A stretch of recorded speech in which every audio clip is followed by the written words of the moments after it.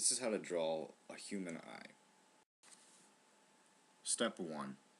Draw a small oval on a 45-degree angle a little bit towards the left of your paper.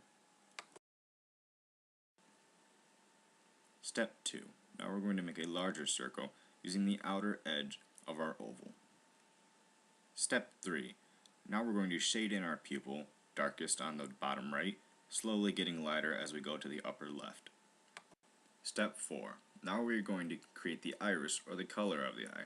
We're going to draw a circle that is about 2 times as big as our pupil.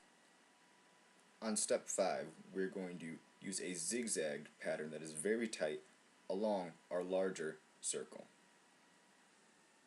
On step 6, we're going to do a similar zigzag line, only this time we're doing it on the outside of the pupil, and it should be a little bit larger and can touch the edge of the pupil. On step 7, we're going to be able to start creating the color of the eye, and we're going to do this by drawing lines around the eye that will touch both the inner line and the outer zigzag line. In step 8, we're going to give the color of the eye its uniqueness. It should be darkest in its bottom right, medium in the bottom left and upper right, and lightest in the upper left. Have different shading techniques by applying your pencil harder on the bottom right, medium sides, and light sides. In step 9, we're going to do the hardest part of the eye, which is essentially creating the shape of the skin around the eye. It may look a little bit like a football, but in all honesty, it's quite different.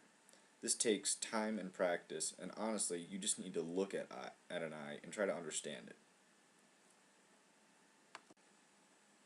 After getting the shape of the eye you'd like, and possibly rounding off the tips, we will now move on to step 10. In this step, we're going to create the crease of the eye, or the line just above the eye.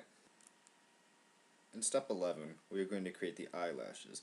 This is pretty simple, and all you're really going to do is just have quick, swift lines, and the bottom eyelashes can be pointed slightly down, and the upper eyelashes can be pointed slightly up. This is honestly just personal preference. The final step is shading. This is something that's not easy and will get better the more you practice it. Looking at eyes and really trying to understand how the light reflects it will improve your shading.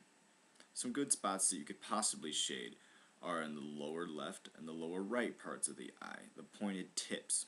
This is a good spot that will give the eye some rounded depth.